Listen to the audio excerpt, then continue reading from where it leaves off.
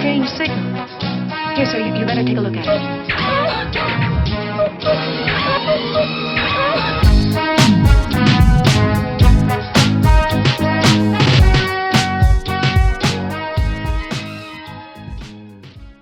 Hello listeners, and welcome to another episode of Life Through a Prism with your host Rob Tierney. And we're going to start to have a three-part conversation, and Merran is back again with us. And we're going to talk today about technology. Technology, as we know, is around us all the time. We can't get away from it. And for people with disabilities, technology can be good and bad and a curse for helping us or hindering us, or we're really having to learn new skills. So, Merran, could you tell us about the different types of technologies that you've come across and used in your life, in your different experiences in work and hobbies, etc.? First thing I'd say to all of that is that when I came to technology as a regular part of things quite late in life. And I remember that the first computer with a speech program that I was learning how to use, it was quite very scary actually. I was quite sure it was going to bite, but of course it didn't.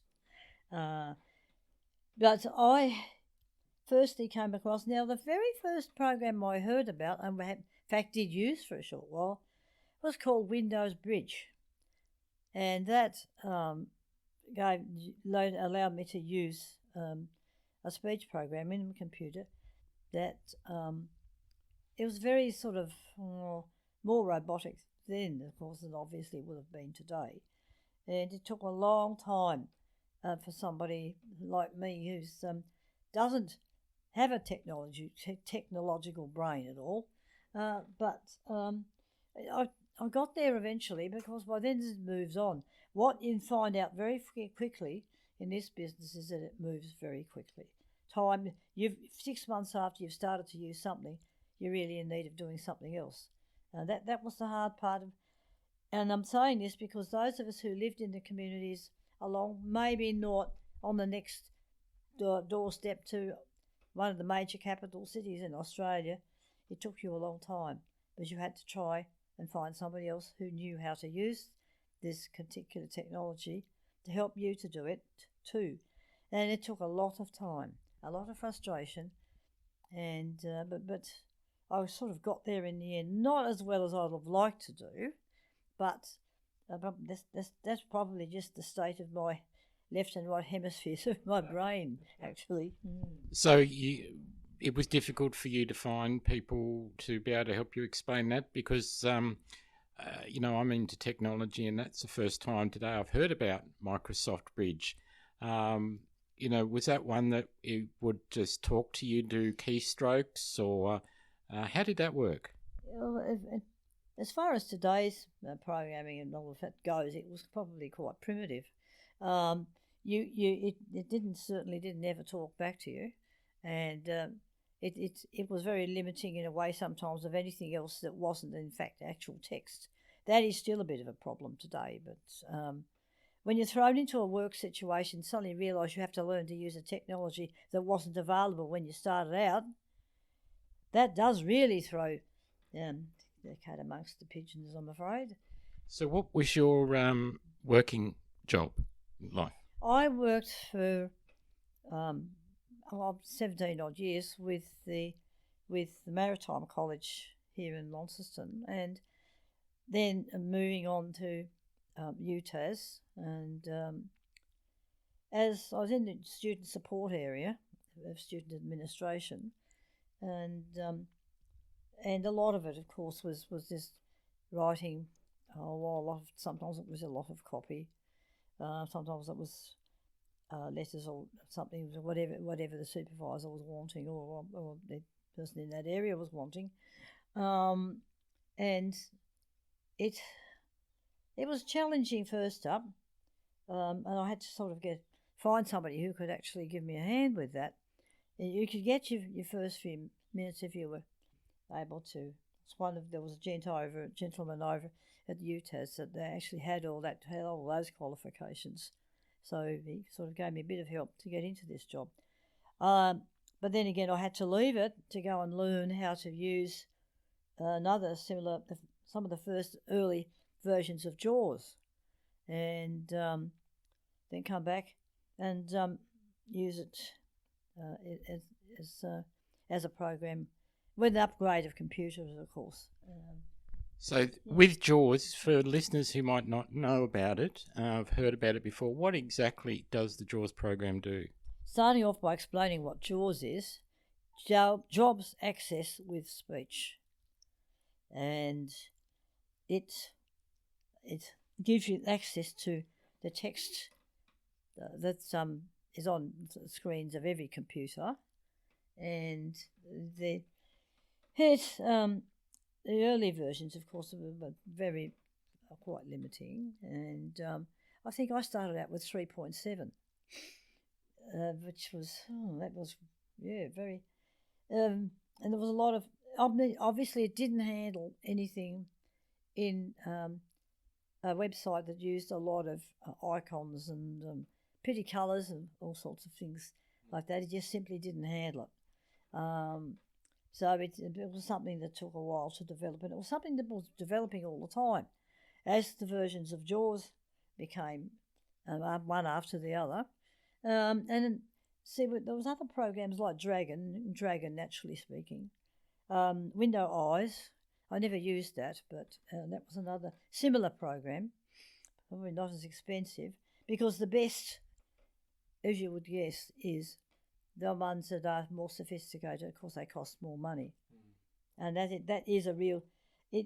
Sometimes it's a real.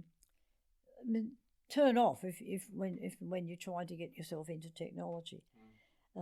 Even today, today, of course, there's an explosion of stuff that has come available now. It's still very limiting. If you don't have, for instance, for me, if I don't have sight, how am I going to handle a completely flat, smooth screen? You can't.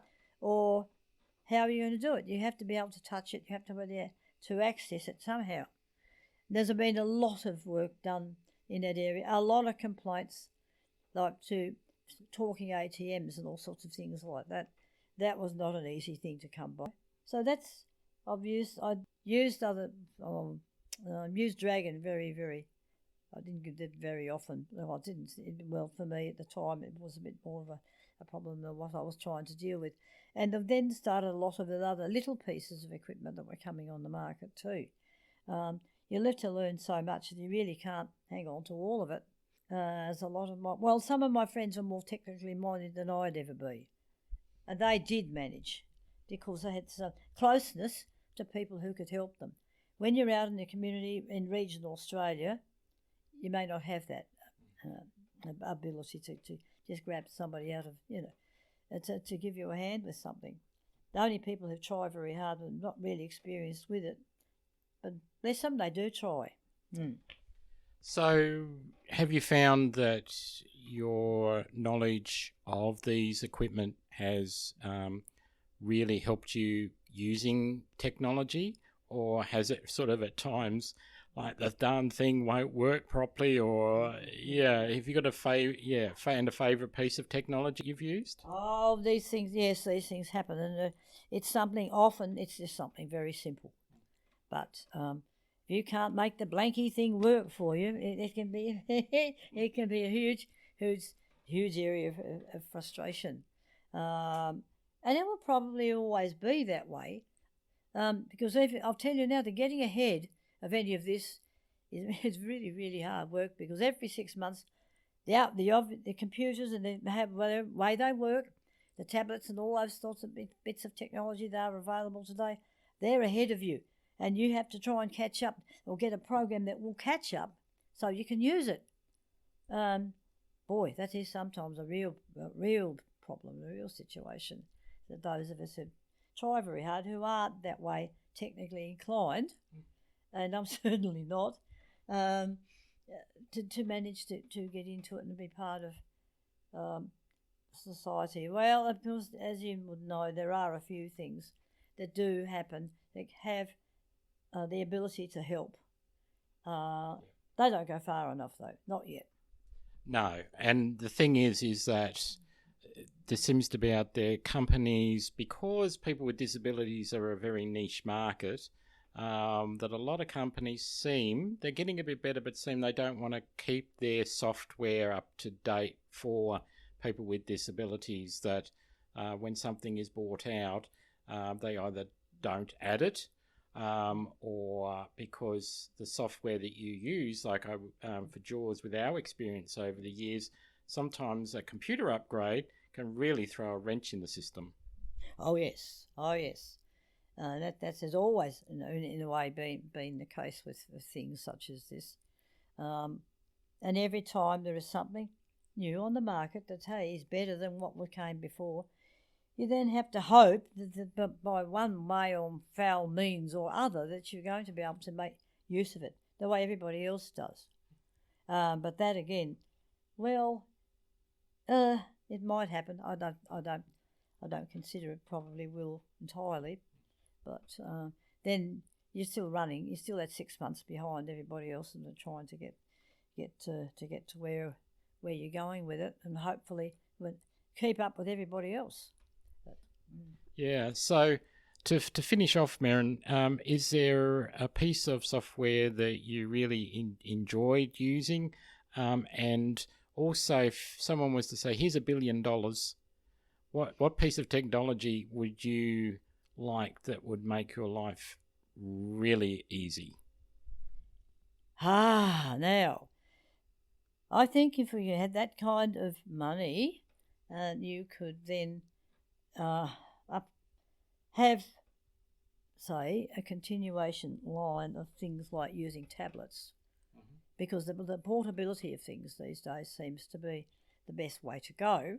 That you could keep up with and be almost nearly ahead of some, to be able to use a piece of equipment on the move, which is really what people have seen me and wanting to do these days. That seems to be an extremely important thing that they do. I can tell you that for me, I had to find out earlier this year, jump off the deep end, a bottomless pool, to find out how to use 21st century technology when you've got a phone with a completely flat screen. Okay, how are you going to make it work for you? And what I've really found is, for me, it's easiest if I have linked it with hearing aids that I use, and that's just really great. That part of it is, gee, do I hate it when I have to put it down and use old technology, because I've gone in the water and you don't want to get your hearing aids wet, the ones that you're using wet. So you use old ones, but it just puts everything back into the primitive world of trying to handle something that's completely flat and make it work for you. So just one final question, Merran. Do you think that we will have the day where technology will be ahead for us with people with different disabilities? That is a question that I'd love to have the answer to. I don't believe it's here yet. No, I think they're always going to be one step or two steps ahead. Believe me. Yes, the computers don't like it, and antivirus programs don't like you much either. When you've got they want to eat your technology, which is going to help you to work. Yeah. Oh, yes, they do.